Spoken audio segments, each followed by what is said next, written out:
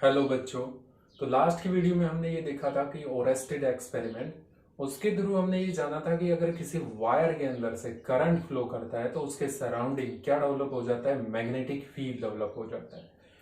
तो उसके बाद सबसे पहला क्वेश्चन ये आया कि इस जो मैग्नेटिक फील्ड की वैल्यू कैसे निकाले, किसी भी पॉइंट पर मैग्नेटिक फील्ड की वैल्यू कैसे निकाले। सपोज कर लेते हैं हमारे पास कोई एक ये वायर है, जब इसमें से करंट फ्लो करेगा, ठीक है, करंट फ्लो कर रहा है इसमें से, तो यहां पर इसकी मैग्नेटिक फील्ड की वैल्यू कितनी होगी, यहां कितनी होगी, यहां कितनी होगी, यहां पर कितनी होगी, ठीक है। मैग्नेटिक फील्ड की वैल्यू कैसे फाइंड आउट करें, तो आज हम यही पढ़ेंगे।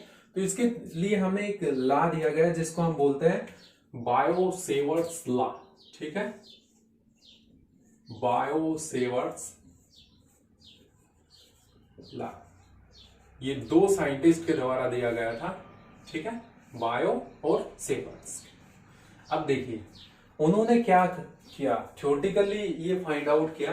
उन्होंने ये बताया कि इस वायर में जब करंट फ्लो करेगा किसी भी डायरेक्शन में, ठीक है, टॉप से बॉटम की तरफ या बॉटम से टॉप की तरफ, तो किसी एक पॉइंट पर सपोज कर लेते हैं इस पॉइंट पर, ठीक है। उन्होंने ये कहा कि हम पूरे वायर के थ्रू तो ये नहीं बता सकते हैं कि इस पॉइंट पर कितना मैग्नेटिक फील्ड होगा इस पूरे वायर की वजह से, बट इस वायर के एक छोटे से पार्ट के लिए, एक छोटे से पार्ट के लिए हम मैग्नेटिक फील्ड की वैल्यू, छोटे से पार्ट के लिए मैग्नेटिक फील्ड की वैल्यू इस पॉइंट पर बता सकते हैं, ठीक है। और वो उन्होंने इस लॉ के थ्रू बताया। देखिए अब इस लॉ के रिगार्डिंग क्या फाइंड आउट किया उन्होंने। एक वायर लिया, करंट कैरिंग वायर, ठीक है, वायर ले लिया हमने एक्स और वाई, करंट कैरिंग वायर है जिसके अंदर से करंट की डायरेक्शन ऐसे है, ठीक है, डाउन से बॉटम की तरफ, ठीक है। हम यहां पर फाइंड आउट करना चाहते हैं, इस पी पॉइंट पर मैग्नेटिक फील्ड की वैल्यू फाइंड आउट करना चाहते हैं, ठीक है। तो एक स्मॉल सा एलिमेंट लेंगे, इसी वायर में एक छोटा सा एलिमेंट ये ले लिया मैंने, इसको थोड़ा डार्क, ज्यादा डार्क से डिनोट कर लिया। इस स्मॉल एलिमेंट को नाम दे दिया हमने ए बी, ठीक है, छोटा सा एलिमेंट, छोटा सा टुकड़ा है, और इसकी लेंथ है वो कितनी है, डीएल, ठीक है, कितनी लेंथ है, डीएल। इस छोटी सी लेंथ से ये पी पॉइंट कितनी दूर है, आर डिस्टेंस दूर है, कितनी डिस्टेंस, आर, ठीक है। अब देखिए थोड़ा ध्यान से समझिए बेटा, ठीक है। अब देखिए यहां पर ये जो आर है, थोड़ा अच्छे तरीके से, ये जो आर है सपोज कर लेते हैं 5 सेंटीमीटर, तो ये 5 सेंटीमीटर समझने की कोशिश कीजिए। ये 5 सेंटीमीटर यहां भी हो सकता है, ये 5 सेंटीमीटर यहां भी हो सकता है, ये 5 सेंटीमीटर यहां भी हो सकता है, ये 5 सेंटीमीटर यहां भी हो सकता है, यहां भी हो सकता है, ये 5 सेंटीमीटर। तो इसका मतलब हमें ये पता चल गया कि 5 सेंटीमीटर है वो सफिशियंट नहीं है, क्या बताने के लिए कि ये पॉइंट कहां पर है। मैं इस वायर से ये कहता हूं कि आपको ये जो पॉइंट है 5 सेंटीमीटर दूर है, तो आप किस पॉइंट पर फाइंड आउट करेंगे, इस पॉइंट पर, इस पॉइंट पर, इस पॉइंट पर, कौन से पॉइंट पर फाइंड आउट करेंगे। तो इसके साथ साथ हमें क्या बताना पड़ेगा, एंगल, क्या बताना पड़ेगा, एंगल बताना पड़ेगा, ठीक है। ये 30 डिग्री, 40 डिग्री या 60 डिग्री, कितने डिग्री के एंगल पर है, ठीक है। तो ये जो एंगल है, ये एंगल कितना है, थीटा। अब बेटा ध्यान से समझिए आप अच्छे तरीके से इस चीज को, ध्यान से आपको अच्छे तरीके से समझना है ये। अब यहां पे एंगल आने के साथ हमने क्या बता दी, डायरेक्शन आर, पहले 5 सेंटीमीटर हम बता रहे थे डिस्टेंस या डिस्प्लेसमेंट, एंगल और बता दिया तो ये क्या बन गया, डिस्प्लेसमेंट, ठीक है, पोजीशन वेक्टर बन गया। क्या बन गया, पोजीशन वेक्टर, पी पॉइंट की पोजीशन को शो कर रहा है, वेक्टर क्वांटिटी बन गई। इसी तरीके से डीएल, डीएल है वो लेंथ है, ठीक है। जब इसमें से करंट जाएगा तो हमने एक अनोदर क्वांटिटी बना ली, करंट एलिमेंट, और करंट एलिमेंट है वो कैसी क्वांटिटी बन जाएगी, वेक्टर क्वांटिटी। आप थोड़ा याद कीजिए, 9th क्लास में आपने स्केलर और वेक्टर क्वांटिटी पढ़ी होंगी। स्केलर वो थी जिनके अंदर केवल और केवल क्या होता है, मैग्नीट्यूड होता है, और वेक्टर क्वांटिटी वो क्वांटिटी होती है जिनमें मैग्नीट्यूड के साथ साथ क्या होती है, डायरेक्शन होती है, ठीक है। तो अब देखिए यहां पर थोड़ा ध्यान से समझिए, मैं लिख देता हूं यहां theta, theta is angle between wire और पोजीशन वेक्टर के बीच का एंगल नहीं है बेटा, ध्यान से समझना है। Angle between current element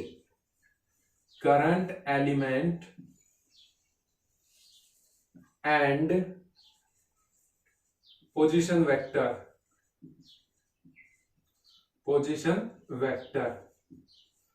current element और पोजीशन वेक्टर। करंट एलिमेंट कौन सा है? करंट एलिमेंट देखिए, करंट है वो कैसी क्वांटिटी है? स्केलर क्वांटिटी है। डीएल छोटा सा डिस्प्लेसमेंट है, तो डिस्प्लेसमेंट कैसी क्वांटिटी है? वेक्टर। तो इन दोनों को जोड़ के हमने एक अदर क्वांटिटी बना ली, करंट एलिमेंट, आई डीएल वेक्टर। बेटा ध्यान से समझिए, यहां वेक्टर फॉर्म और पूछी जाती है, ठीक है, ध्यान से देखिए। ये जो टॉपिक है ये 12th क्लास का, आपको यहाँ पेपर के अंदर है, वो कभी भी बोर्ड्स के अंदर ये पूछा नहीं जा सकता है, बट बहुत सारे कंपटीशन एग्जाम में मैग्नेटिक फील्ड की वैल्यू फाइंड आउट करने के लिए कुछ न्यूमेरिकल दिए जाता है, और वो न्यूमेरिकल बेस्ड होते हैं इसी फॉर्मूले पर, तो आपको ध्यान से समझना है। तब देखिए एंगल, एक बार फिर से अगर आप कंफ्यूज ना हो तो मैं आपको ये बताता हूं, थोड़ा ध्यान से समझने की कोशिश कीजिए। अब देखिए सपोज कर लेते हैं ये वायर है हमारे पास, ऐसे है ये वायर, ठीक है, ये वायर आपको दिख रहा है, और हम यहां पे निकालना चाहते हैं पी पॉइंट, और ये छोटा सा हमारे पास करंट एलिमेंट है, और यहां से ये पी पॉइंट, ये तो हो गया आर। ध्यान से समझना बेटा, करंट अब कौन कौन सा, वायर की तो डायरेक्शन ये है नहीं, करंट की डायरेक्शन निकालेंगे हम। यहां पर इस एलिमेंट पर क्या ड्रॉ करेंगे? टेंजेंट ड्रॉ करेंगे। क्या ड्रॉ करेंगे? टेंजेंट। ये होगी करंट की डायरेक्शन। थोड़ा ध्यान से समझिए बेटा, ये एंगल है वायर और आर के बीच का एंगल नहीं है, ये एंगल है करंट की डायरेक्शन और पोजीशन वेक्टर के बीच का एंगल है। कैसे निकाले करंट की डायरेक्शन? आप ये कहेंगे कि यहाँ ऐसे तो ये करंट की डायरेक्शन ऐसे यहाँ अलग अलग हो रही है, तो जहां पर हमारा एलिमेंट है वो छोटा सा, जिसके रेस्पेक्ट में हम मैग्नेटिक फील्ड निकाल रहे हैं, वहां उस पॉइंट पर टेंजेंट ड्रॉ करेंगे। वही किसकी डायरेक्शन होगी? करंट की डायरेक्शन होगी। किसकी डायरेक्शन होगी? करंट की। तो ये टेंजेंट ड्रॉ करेंगे हम। ये किसकी डायरेक्शन को शो करेगा? करंट की डायरेक्शन। ये वायर है, ठीक है, और ये यहाँ पे क्या ड्रॉ किया हमने? टेंजेंट। ये एंगल होगा क्या? थीटा। ठीक है, तो आपको आई थिंक ये समझ में आ गया होगा थीटा क्या चीज है यहाँ पर। ठीक है, तो देखिए अब यह ध्यान से आप अच्छे तरीके से समझिए। ठीक है, पोजीशन वेक्टर हो गया। अब देखिए इस लॉ के रिगार्डिंग, ये लॉ है, ये क्या कहता है? ठीक है, क्या फाइंड आउट करता है? Magnetic field. ठीक है, मैग्नेटिक फील्ड इस लॉ के रिगार्डिंग। अब छोटा सा ही मैग्नेटिक फील्ड होगा, अरे भी स्मॉल सी लेंथ है, छोटी सी लेंथ है, बिल्कुल बिल्कुल बिल्कुल छोटी सी लेंथ है, तो थोड़ा सा ही मैग्नेटिक फील्ड डेवलप होगा। अब वो थोड़ा सा मैग्नेटिक फील्ड किससे रिप्रेजेंट कर लिया मैंने? डीबी से। तो एक्सपेरिमेंटली ये ऑब्जर्व किया गया कि डीबी है वो डायरेक्टली प्रोपोर्शनल है किसके? आई के। डीबी है वो डायरेक्टली प्रोपोर्शनल किसके? डीएल के। और डीबी डायरेक्टली प्रोपोर्शनल है किसके? साइन थीटा के।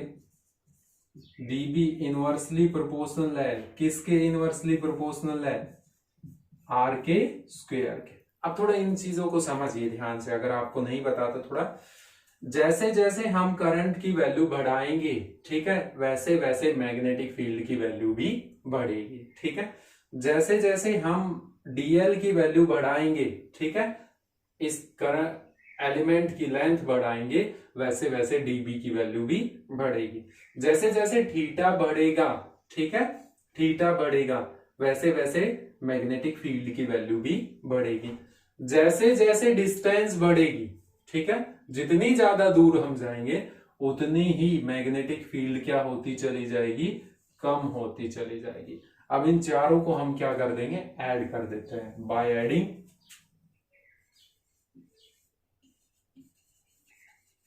इन चारों को एडिंग कर देते हैं, ऐड कर देते हैं, तो डीबी डायरेक्टली प्रोपोर्शनल हो जाएगा I D L sine theta upon sine theta upon r square.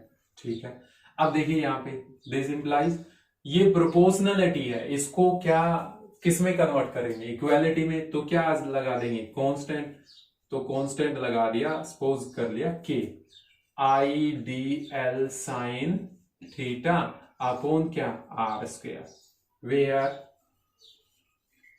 के is proportionality constant whose value depend upon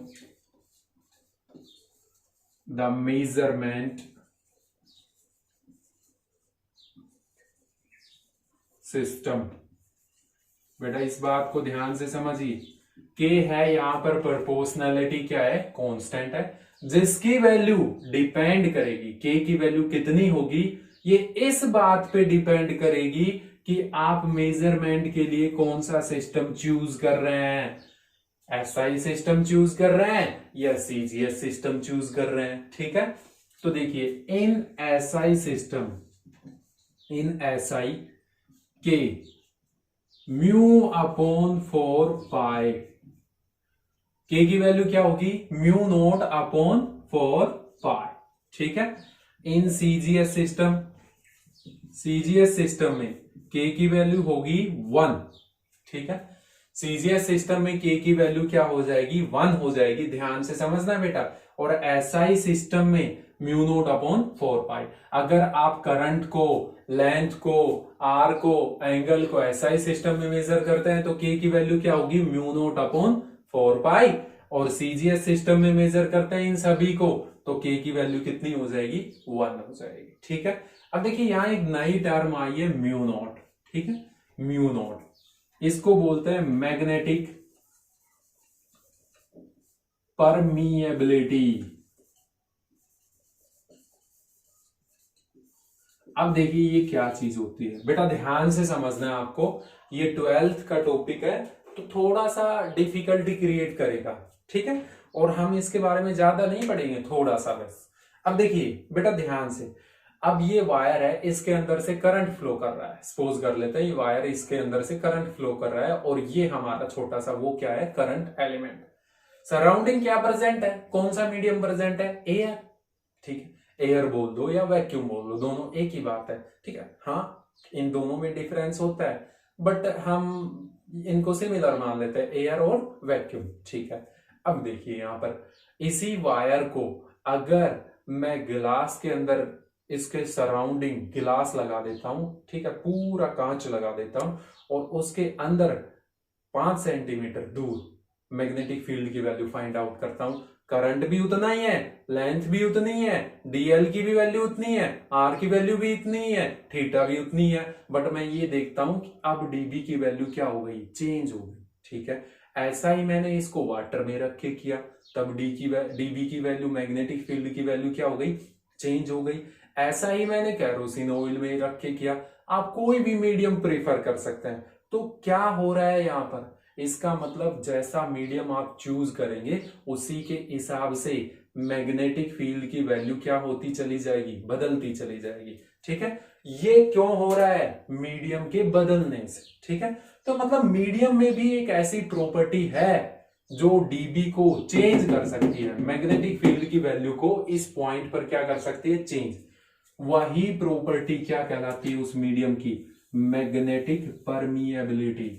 ठीक है, फिर भी नहीं समझ में आया तो ये है कि मीडियम, जिस मीडियम में ये सिस्टम रखा हुआ है वो मीडियम है, वो डीबी पर क्या इफेक्ट डालेगा। ठीक है, डीबी को कम करेगा, क्या करेगा। ठीक है, उस मीडियम का क्या रोल होगा, कुछ प्रॉपर्टी होगी उसकी, कुछ कमी आ रही है, हम ये देख रहे हैं अलग अलग मीडियम में डीबी की वैल्यू अलग अलग आ रही है, मैग्नेटिक फील्ड की वैल्यू अलग अलग आ रही है। वो क्यों, मीडियम की एक अपनी प्रॉपर्टी थी, कौन सी, मैग्नेटिक परमिएबिलिटी। ठीक है, म्यू नोट है वो किसकी मैग्नेटिक परमिएबिलिटी है, एयर की या वैक्यूम की। ठीक है, किसी मीडियम की होगी तो उसको म्यू से डिनोट करेंगे। ठीक है, अब देखिए यहां पर ये आपको समझ में आ गया। अब इसके वेक्टर फॉर्म और देख लेते हैं जल्दी से और आगे बढ़ते हैं। इसको ये मैं रफ कर देता हूं यहां से। अब देखिए यहां पर, अब देखिए अगर एसआई सिस्टम में हम फॉर्मूला निकालें तो एसआई सिस्टम में डीबी किसके इक्वल टू हो जाएगा, mu naught upon 4 pi I D L sine theta upon r square. ये आपको पता चल गया किस सिस्टम में फॉर्मूला है, एसआई में। ठीक है, सीजीएस में यहां 1 आ जाएगा। ठीक है, वेक्टर फॉर्म इसकी, वेक्टर फॉर्म बेटा याद रखनी है ये वेक्टर फॉर्म, क्योंकि डीबी एक कैसी क्वांटिटी वेक्टर, तो वेक्टर फॉर्म लिखेंगे तो डीबी के ऊपर वेक्टर लगा दिया। ठीक है, अब देखिए इस चीज को, म्यू नॉट अपॉन 4 पाई आई, स्केलर है आई तो, बट डीएल हमने करंट एलिमेंट बना लिया था, क्रॉस आर वेक्टर। ठीक है, डिवाइडेड बाय आर वेक्टर का मैग्नीट्यूड और उसकी क्या, क्यूब। ठीक है, ये हमारे पास फॉर्मूला हो गया। बेटा देखिए ये डीएल और आर वेक्टर की क्रॉस प्रोडक्ट हो रही है। जब इसको ओपन करेंगे डीएल क्रॉस आर तो ये बन जाएगा डीएल आर साइन थीटा। नीचे इसका मैग्नीट्यूड निकालेंगे तो आर की पावर क्या हो जाएगी, क्यूब 3 आ जाएगी। ऊपर आर की पावर 1, नीचे आर की पावर 3, एक पावर से एक पावर कैंसिल हो जाएगी, नीचे आर की पावर 2 बच जाएगी। अगेन फॉर्मूला क्या बन जाएगा, I D L sine theta divided by r square. बेटा ये वेक्टर प्रोडक्ट बोल दो, क्रॉस प्रोडक्ट, एक डॉट प्रोडक्ट होती है, डॉट प्रोडक्ट में कोस थीटा आता है और क्रॉस प्रोडक्ट या वेक्टर प्रोडक्ट में क्या आता है, साइन थीटा। ठीक है, आप इसको लर्न रख लीजिए अगर आपको कुछ थोड़ा सा डिफिकल्टी हो रही है इसको समझने में। ठीक है, अब देखते हैं इसके कुछ इंपॉर्टेंट पॉइंट्स जल्दी से क्विकली। इस लॉ के कुछ इंपॉर्टेंट पॉइंट्स देख लेते हैं।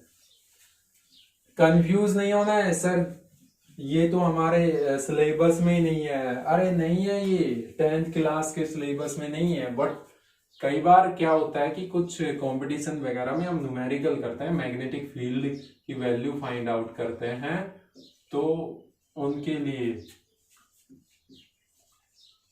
हमें ये फॉर्मूला चाहिएगा। ठीक है, सम इंपॉर्टेंट पॉइंट्स।